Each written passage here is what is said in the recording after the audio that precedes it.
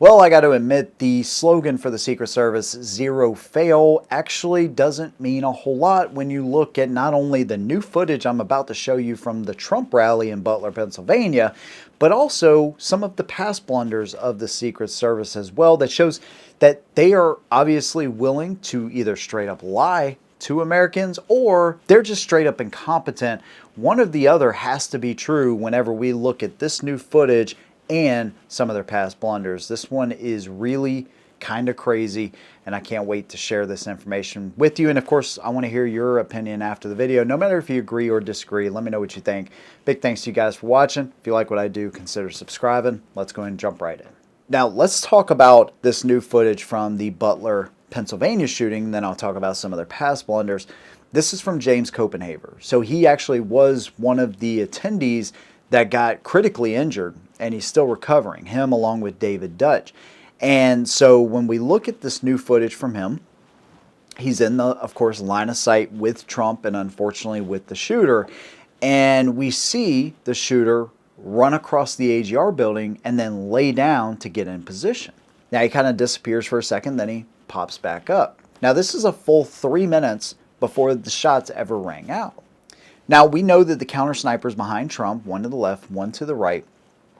The one, if we're looking at the stage, right, if you're watching the event, the one off to the left behind Trump, we know that their line of sight, at least to the right side of the AGR building, was blocked by a tree. We know that the counter snipers to the right, again, if we're looking at Trump in the event, to the right, we know that they're the ones that actually took the shot that incapacitated the shooter. But we also have some new footage, which is fantastic. It's on the outside of the secured perimeter that shows dozens of people just kind of standing around. They've never been vetted. Nobody ever approached them. We already know this from an interview maybe a week ago or so. Nobody ever comes by. Then we see local law enforcement actually circling the AGR building as well. One of the officers that I distinctly remember had his pistol drawn at the ready, and so they know there is a threat on top of the building. You even see a woman come by on a horse with a Trump flag. Now that may not raise a lot of suspicion, but dozens of people looking towards one building and local police officers circling that building certainly has to raise suspicion. Now, does that take it from being suspicious to an actual threat? Well, according to the Secret Service, no. Regardless, we know that the counter snipers that took that shot, that incapacitated the shooter, knew there was to look that direction a full minute and a half before the shots rang out. So with all of this commotion, with the shooter running across the roof, getting in position a full 3 minutes before, I find it really hard to believe that neither one of the counter sniper teams actually saw him.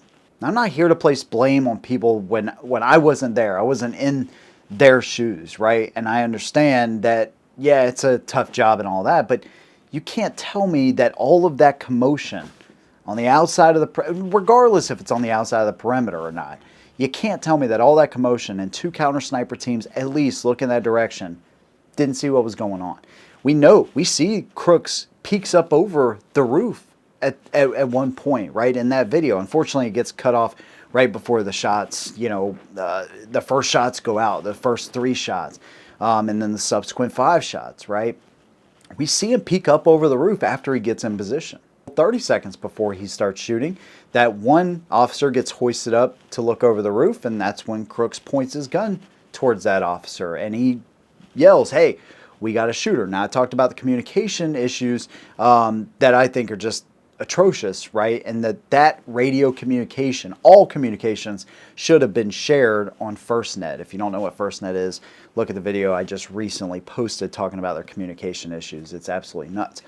But still, we got a lot of commotion and a lot of things going on. And even if there is that serious breakdown in communication, you should be able to see this kind of commotion going on. Running across the roof, dozens of people staring at this building, and local law enforcement circling it fairly hectically, right? With the kind of equipment that these counter sniper teams are using, they're going to be able to see all of this very clearly, through their scopes and through their equipment. It raises more questions than provides any kind of answers. Now let's talk about some of those past blunders of the Secret Service and show just how willing they are to lie to us and some of the incompetency. In 2005, then President George Bush went to Tbilisi, Georgia, right, with their president, whose first name is McKell, last name I'm not even going to attempt because I'll butcher it. But anyways, they're walking around, and amongst the crowd comes a live grenade. Now, it landed about 61 feet away from President Bush, and he didn't even know about this. Neither did the Georgian president know about this until the next day. That's how close it came to George Bush actually being gone, right? Is 61 feet.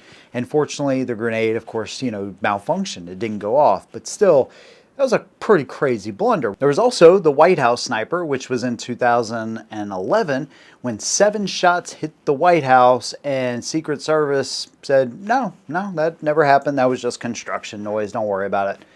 Took them a full 4 days to come out and finally admit, okay, yeah, it actually was sniper shots that ended up hitting the White House. And I believe Obama wasn't there at the time, but one of his daughters was for sure, and his mother-in-law. We've had multiple jumpers jump over the White House, one with a knife, one with pepper spray and a note for President Trump.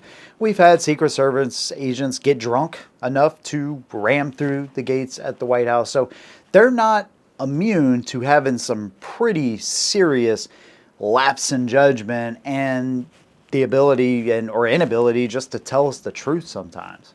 I think an agency like this needs to be held to a much higher standard, considering they got a raise up to, I think their budget is like $3 billion, right? And they use 1% of that, just $4 million, for new countermeasures, right? Or new technology, research and development, that kind of stuff. And they actually lowered that budget to $2.2 million. This is an agency that is supposed to be the best of the best. And of course, I'm not talking about the people that are on the ground. I kind of am with the counter snipers, because I just cannot wrap my head around how they weren't unable to see them, even with the communication issues that they had. And of course, you had Secret Service agents just kind of jump right in and protect President Trump. But the blunders on the higher level and their incompetency is just dangerous, right, for every protectee involved. And all of these events, they protect quite a few events too. So it's not just vice president, president, ex-presidents, other leaders that come in from other nations. It's major events that they're coordinating as well. That's just protecting us, right? Just regular Americans. So again, along with questions about FirstNet, I hope that these other questions will kind of be thrown at them like, hey, we know you don't need more money, right? We know that you need new leadership, and we need somebody in there that's willing to say, hey, you're fired. You've done a terrible job. You've been terrible at everything you've done. You're ultra-liberal, and we don't want you here. We don't want you anywhere. Kamala, you're fired. Get out of here. You're fired. And that's exactly what they need. They need to start firing from the top down and get people in there that are actually willing to go the extra mile to make sure that people are safe. And look, again, I understand that job is hard. We've already seen that their retention rates are absolutely garbage. People don't like working for them. And even Lindsey Graham said, hey, if we get you more people, that's more time off for your employees. And so maybe they can have a better quality of life along with that really hard job that they have. There's things that need to be done, but firing is amongst one of the first things that really needs to happen. So there you go, man. Some of the lies that are being told to us, I find it so hard to believe that nobody was able to see this guy before he was able to take those shots. And we now know that the counter snipers had the ability to take shots and incapacitate a threat. They did not need to, get approval from somebody over them, right? So that makes it even worse. That's some of the lies and incompetency of the Secret Service. Of course, I'd love to hear from y'all, man. What do you think are some of the biggest lies and incompetency from this whole situation or past events as well involving the Secret Service? Big thanks to you guys. See you in the next one. And as always, hold them down.